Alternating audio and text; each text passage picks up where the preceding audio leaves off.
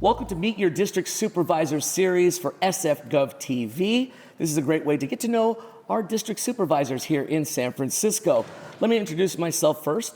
My name is Franco. I am a native San Franciscan, and I am also very active in the community here in San Francisco. I do lots of volunteer work in and around the city. I raise money as a professional auctioneer for many nonprofits and schools. I'm a proud San Francisco Film Commissioner, appointed here by the city as well. And many people may know me as a longtime voice and MC for our favorite basketball team here, the Golden State Warriors. And so I want to take this opportunity to get to know our district supervisors, and I'm sure you do too. So today, I have the honor and pleasure to connect with District 9 Supervisor Jackie Fielder. Well, welcome. Thanks so much for having me. Well, this is great. You represent Mission District, Bernal Heights, and Portola. First off, Mission District, I was born and raised there. I love it. These are some great places, obviously areas here in San Francisco. We want to get to know you a little bit and your platform and what you've been up to. But let's talk about your journey to get to San Francisco. How did you get to San Francisco, first and foremost? Yeah, well, first off, thanks for having me. I'm originally from Southern California, born and raised. Came up here to study at Stanford. My mom was a single mom and raised me as an education secretary. And I got the chance of a lifetime to study at Stanford, got my bachelor's in public policy, master's in sociology. I came out as LGBTQ right after graduating and have been in San Francisco ever since. So as a woman of color, proud Native American, Mexican American woman, I am so proud now to represent District 9, which is home to the Latino Cultural District, as well as the American Indian Cultural District. And we're going to get into your district and all the great things that we could, find out, maybe some cool things that you're working on, obviously in District 9. But let's talk about some of just more personal stuff. What are some of your hobbies? What do you like to do in your spare time? I like to DJ. What? Okay. I like to DJ just for my friends. Yeah. I like to run. I like to go to the gym, lift weights. I sometimes surf. Not Ocean Beach, way too difficult. More so Pacifica. But yeah, I like to be active. I like to go out with my friends and enjoy the sun in Dolores Park. That's awesome. Yeah. So you like fitness, you love the outdoors, you love music, being into that thing. Well, that's great. Thanks for sharing a little bit about that. Talk about your decision to get into politics. Why get into it? What inspired you? What sparked you to get into this particular field and space? Yeah, I mean, started out organizing and volunteering with campaigns to get, funding for housing for the homeless, funding for universal right to counsel for anyone facing eviction, for police accountability. And after those experiences in 2018, also found my political home, the local chapter of the Democratic Socialists of America. Okay. And in 2020, I ran for state senate, challenging the current Senator Scott Wiener over housing affordability, over police accountability, platforms like Homes for All, a Green New Deal for California, taxing the rich. And from then got 43% of the vote, so didn't quite make the cut. However, that kind of pushed me to consider, my current role, which is now District 9 Supervisor. So talk about your district here. What are some of the main priorities in your district? What's your platform? What do you want the folks to know about what you're trying to do, how you're addressing it? Talk about that a little bit. Yeah, so first and foremost, public safety is still top of mind. We knocked on every single door in District 9 at least 3 times, sometimes up to 8. And so I asked every single person that I encountered, what are the top priorities? Public safety, affordable housing were some of the top 2 issues, as well as homelessness. And so public safety is one of my biggest priorities, making sure that SFPD officers are out walking foot patrols, making sure that we have accountability around ballooning overtime spending, making sure that we have other non-police alternatives to getting people the help they need, especially if they're in mental health crisis, and supporting other initiatives that uplift our communities and their safety. Okay. Secondly, Family homelessness has been one of my biggest priorities since getting into office. There are 1,800 homeless SFUSD students. Wow. So for the past, I would say 5 months, we've been pushing to get more funding for homeless families that are living in shelters and also on the streets to be able to move them from those shelters and unsheltered places into actual housing. And so that's another priority. And also immigration. So the Trump administration, all of that has really pushed our office because we represent a huge concentration of Latino immigrants. Yeah. That's our family, that's our friends. And so we're standing up to protect our sanctuary city and making sure that our community has the resources to be here. Okay, thank you for sharing that. And also, let's just, for those who may not know, what does District 9 comprise of? What's the demographic? You mentioned a little bit about that earlier, but what does it comprise? What's the demographic? What can we expect there in District 9? District 9 is pretty diverse, but has the highest concentration of Latino San Franciscans in the city. More than 9,000 Latinos were displaced from the mission over the past 25 or so years. And so, issues of displacement, gentrification are top of mind, and of course now immigration as well. How do you make sure that those underrepresented folks have a voice Yeah. now that you're in this position? Yeah, I'm really proud. In addition to a high Latino population, we also have a number of Asian American residents, especially in Portola. Residents of all kinds of backgrounds, but I'm really proud that my office is staffed with a ton of diversity. So myself, I'm Native American, Mexican American, but in my staff, we also have representation among Latino, Chinese backgrounds as well. And we, wherever possible, try to advocate for language services, so language access to our different events. We try to cover the cost of interpretation. We make sure that we are going into the community and having town halls on a regular basis. Really lucky that some of my staff is bilingual and multilingual. So we try to remain accessible and diverse linguistically. Oh, that's great. Thank you for sharing that. And what do you think are some of the most pressing challenges the city faces as a whole, looking at kind of the city as a whole, San Francisco? What are some of the things that we need to tackle?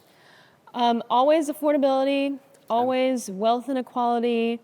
Cuts to muni are really devastating, and I've been looking to see, next year what we can do to recoup a lot of that funding so that we don't see more muni cuts.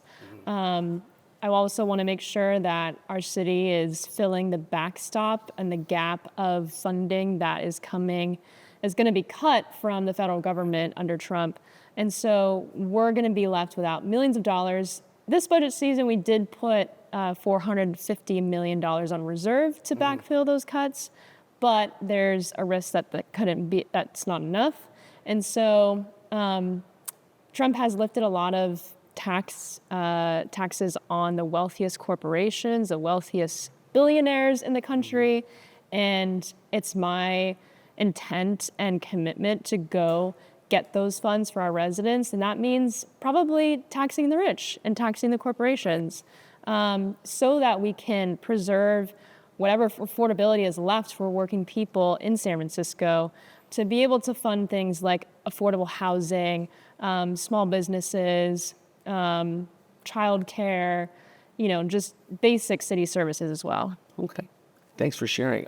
Now, talk about you in particular. What's your stance on things? How do you influence your decisions? What's the process like, so that I get to know how you think and how you are looking out for the community and taking action?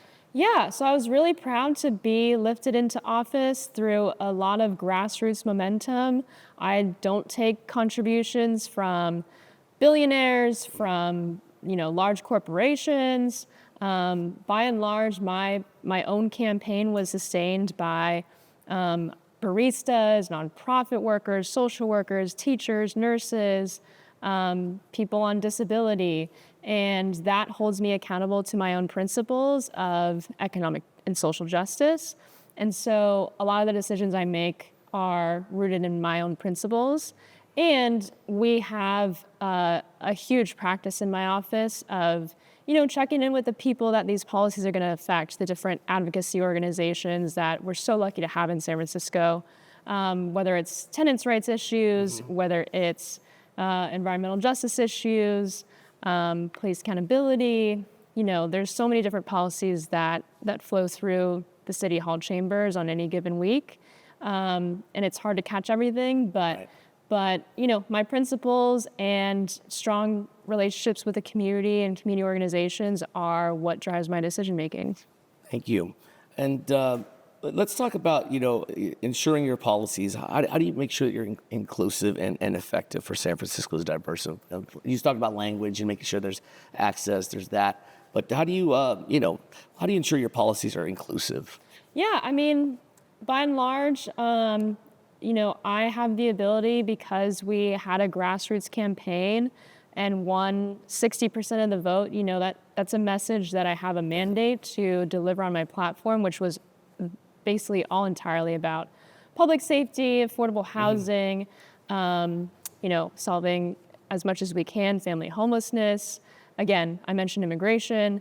So, it's really just about delivering on that and being in touch with the community. It's hard as a elected official to advocate for people without voices, because they're not in these chambers. They're not emailing us. They're not really connected in any way to local government, but that's why I'm here, is to make sure that we're fighting for also the San Franciscans that don't have a means to participate or don't feel included. And that's exactly what I campaigned on. And a lot of the supervisors I've talked to have said that, one thing that's important to them is accessibility, having an open door. If people have concerns and issues, do you do that often? Do you have open doors where, people can come in, some office hours where they can kind of voice concerns, and how can they get access to you? Yeah, they can send us an email, fielderstaff@sfgov.org. Our offices are at City Hall. They can come by anytime. And again, it's really hard for working people, people who really don't have the time in this economy to come down to City Hall or to write an email. So again, we try to be out there. One example is I ride the bus almost every other day to City Hall, the 49. So does my staff. We live and work in the mission, all of us. And so our lives are lived in our district. We try to spend as much time outside of City Hall as possible so that, we're seeing the potholes, we're seeing the trash, we're seeing and engaging with. Every day I wake up, I walk outside my door, I run into my job, because that's where my constituents are. So just being out there and being accessible, having town halls is one way that we get out. You walk the streets, you take the bus, you are a San Franciscan, you are there amongst the communities, you are experiencing it, but that is your work, like you said. You want to see it. What are some of the things that your own district has to deal with every day, right? Yep, exactly. So we'll talk about your staff a little bit. This is a chance to kind of really give some shout outs, some kudos. Talk about your staff. Who does it comprise of? Who are they? How did you select your staff? Tell us a little bit about that. I have the best staff ever in San Francisco. Sasha, Fung, Jen, Mace, Anna, Preston. They're all spectacular people. And, my staff right now, all of us live in the mission. We care deeply about this community. Some of them have worked on the campaign with me and really knocked every single door alongside me and on their own to have conversations with people in District 9 of all different kinds of walks of life to understand what they care about and what the solutions are in their view. And so there's a deep commitment among my whole staff to advocate for working people, for people who, again, don't have a voice. And we take a lot of pride in doing that and being a part of District 9 just as much as anyone else. Well, it's a tough job being a district supervisor, having to deal with a lot of things, managing, balancing everything that. What keeps you motivated in your particular role? What gets you, moving in the morning? What do you think about when you wake up first thing? Like, what gets you going?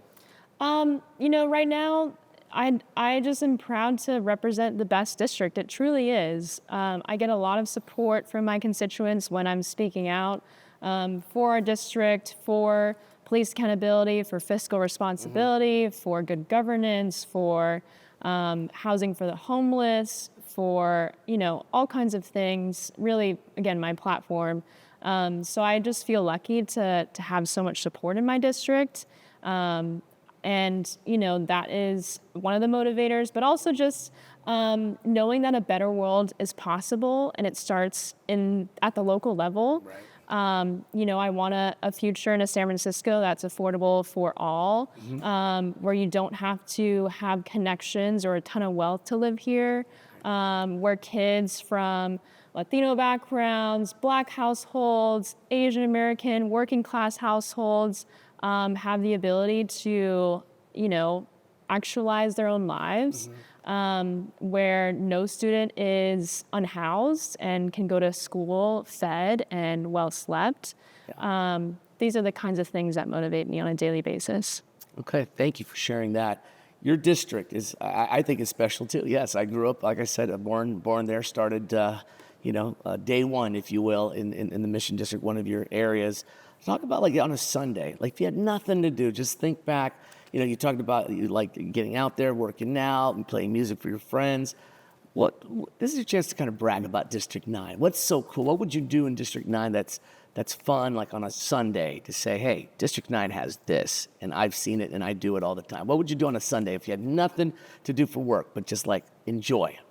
Sunday, I would go to Alamany Farmers Market. Yes. I would go to Miles Amores restaurant for brunch.